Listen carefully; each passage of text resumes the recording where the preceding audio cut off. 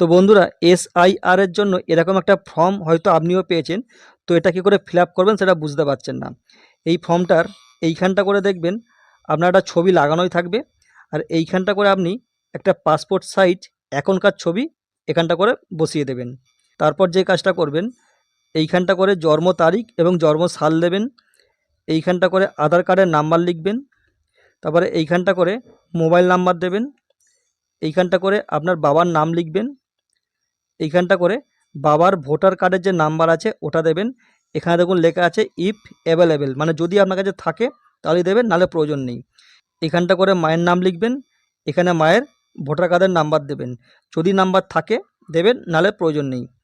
এখানটা করে স্বামী অথবা স্ত্রীর নাম দিতে বলেছে, আর এইখানটা স্বামী অথবা স্ত্রীর ভোটার নাম্বার দিতে বলেছে।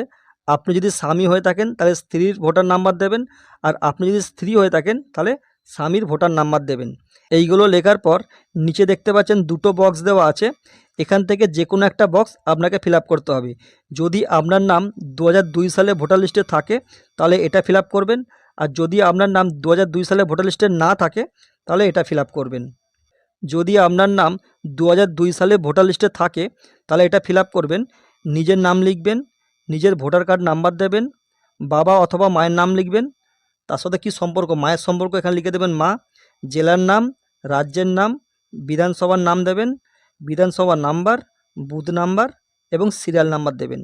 যদি আপনার নাম 2002 সালে ভোটার লিস্টে না থাকে তাহলে আপনি কি করবেন, এখানে বাবার নাম লিখবেন, বাবার ভোটার কার্ডের নাম্বার দেবেন, বাবার বাবা তার নাম লিখবেন, সম্পর্ক কি দাদু সেটা লিখবেন, জেলার নাম, রাজ্যের নাম, বিধানসভার নাম লিখবেন, বিধানসভা number, booth number, serial number, এইগুলো লিখবেন।